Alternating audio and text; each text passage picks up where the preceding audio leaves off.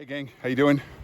Wes here, Nicht Uber Max, your somewhat friendly BMW motorcycle technical YouTube channel. Today we're gonna take a look at some brakes, and I'm gonna take them apart and show you what's inside a drum brake and a disc brake caliper, and give you a little bit of info on how those things work. Hope you enjoy it. We're now approaching the locked door of the Nicht Uber Max she shed.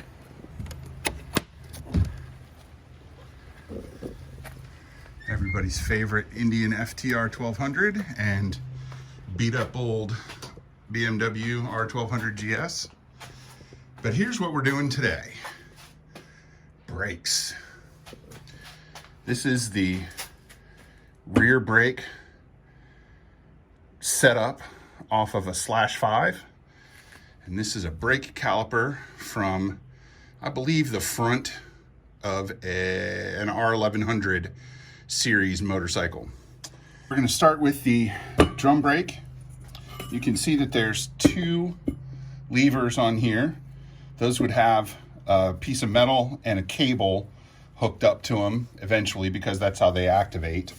They're hard to move with your hands, but that one, see, that one moves that direction, and that moves one of the shoes on the inside, and this one moves, doesn't move. That's why this is a scrap brake. So this is the hub. This is the part that's connected to the rear wheel through those bolts right there. And this is the brake business. Now this is the kind that they call a twin leading shoe, and the way that you can distinguish this from a single leading shoe is that you kind of have a yin-yang operation going on. You've got the two pivot points, and they're on opposite sides of the hub, which means that when it's activated, they spread in opposite directions, right? This moves out. You can see this is the activator here. So let's see if this is the one that moves. No, that's not the one that moves. So this is the one that moves. So we'll show you that one. So you can see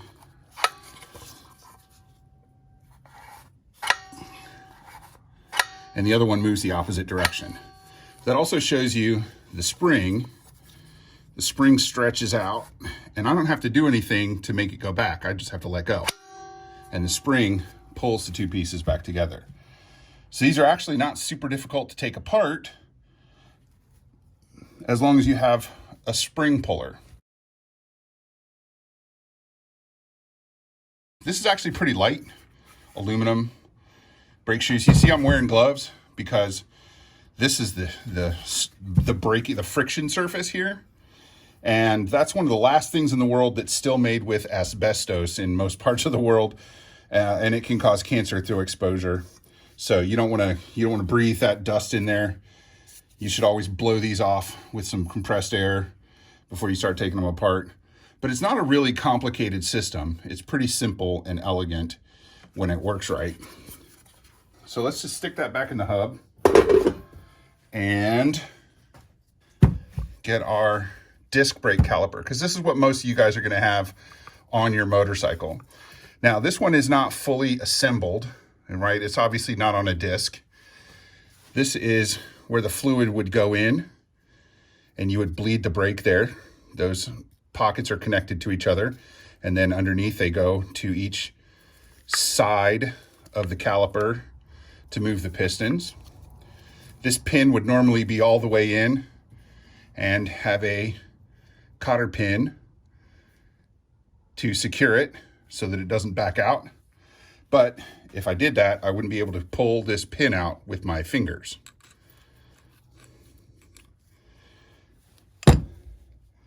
So this is the pin that holds the pads in, one of the three pins that holds the pads in.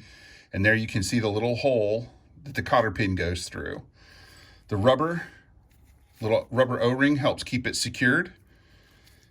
And you can also turn it with a small screwdriver if you lose track of the hole for the cotter pin.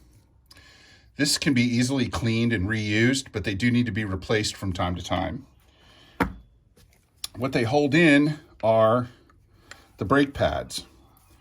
So there's two other rings in there, or two other pins, excuse me, and we're gonna actually pull those out. You can see them. There's one, and there's the other one. And those hold onto the hooks on either end of the brake pad.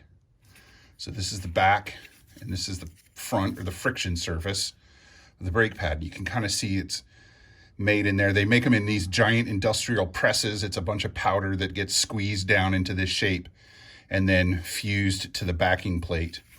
Now this one has its own built-in anti-rattle clip. Sometimes you'll find these on the calipers, but what they do is they help keep tension on the pin. All right, remember the pin, because the pin goes right through there.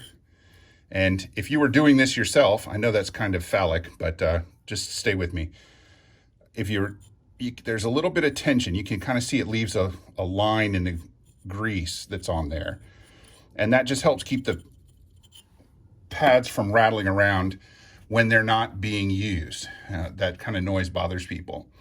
So that's something to check when you're checking your pads. You don't want to just check them for how much material is on. You want to check and make sure that that little rivet is tight. So pads come in pairs. You should replace them in pairs. These are actually got some good meat on them. So those could actually go back on another bike. Now I already pulled this out using some compressed air. This is one of the 4 pistons in this brake caliper. And you can see at the bottom, there's a little bit of a lip. Right now, we're gonna take this puppy apart so I can show you the rest of what's in there. Hold on a second while I get me some tools. If you're gonna rebuild a caliper, which we're not gonna do, but I'm gonna take it apart enough to show you that it can be rebuilt and how to do that. You start with a simple ratchet tool. This comes out of my Moto Hansa toolkit. You can see there, nice branded, Bing. It's a 6mm hex right there.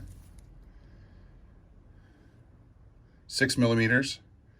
And so far for this particular caliper, that's all we're gonna need.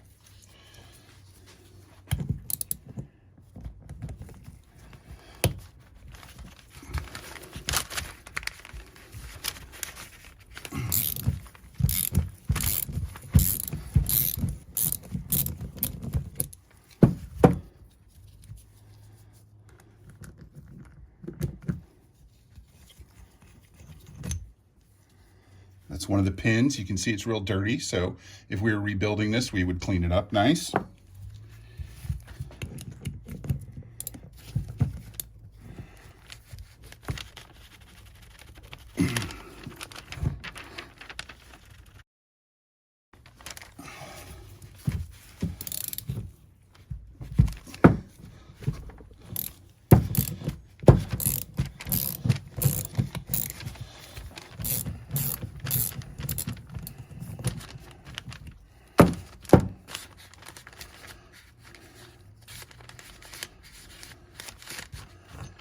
There's the other retaining pin that goes on the pads. That one's a little harder to get out. So now we're going to go after these 2 pins.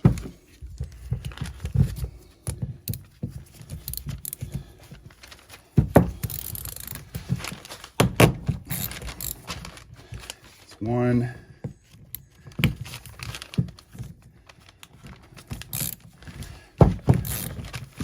Those were a little bit easier to get loose.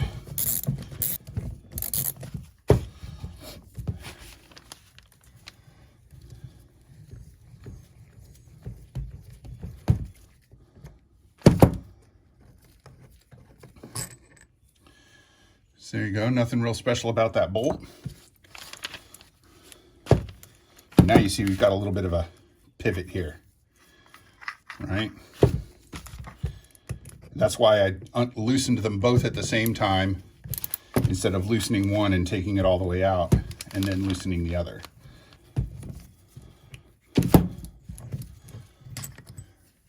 There's the other bolt, plain, normal bolt. And now we have 2 caliper halves. And here you can see the pistons that are seated all the way in.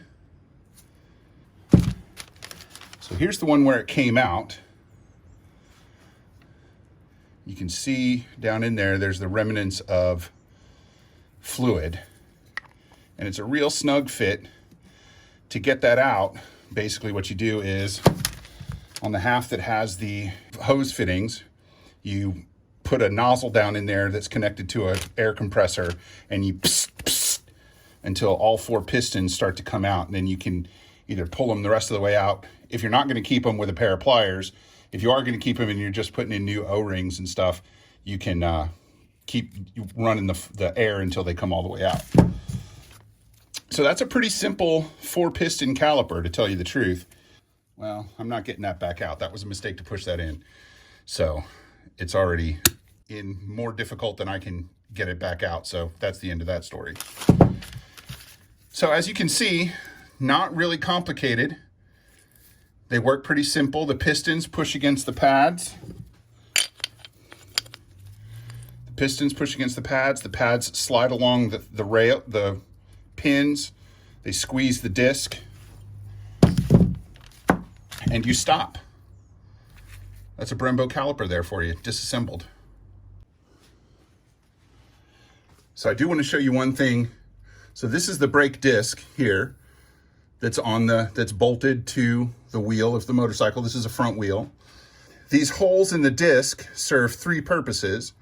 First, to cut down on weight, right? This is made out of steel. Steel is unsprung weight when you're on a motorcycle, so anything you can do to cut down the weight is going to be good.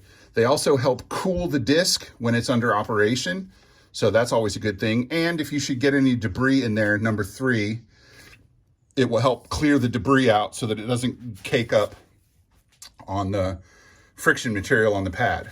So you have one on each side. They squeeze together when you squeeze on the lever, and the disc itself, the movement of the disc and the quote floating nature of it helps push the pads off the disc when you let off the brakes, and then your bike goes forward unencumbered. Now we're all done, so we can go inside. We can take off our gloves and wash our hands. Another reason to wear gloves when you work on brakes is because brake fluid is a solvent, so it can damage your skin pretty quickly. So wearing gloves when you work on brakes is always a good idea. Thanks for joining us here at Nicht Uber Max. We'll give you, there we go, over-the-shoulder look at the GS that keeps breaking. Sorry, I'm a little bitter about it sometimes. Not right this minute, but don't let that get to you. Thank you for visiting Nicht Uber Max. Come back often, subscribe, like, comment, ring the little bell, all that stuff. We'll see you somewhere out there on the road. Probably not off it, because you know me better than that, but I hope you ride safe.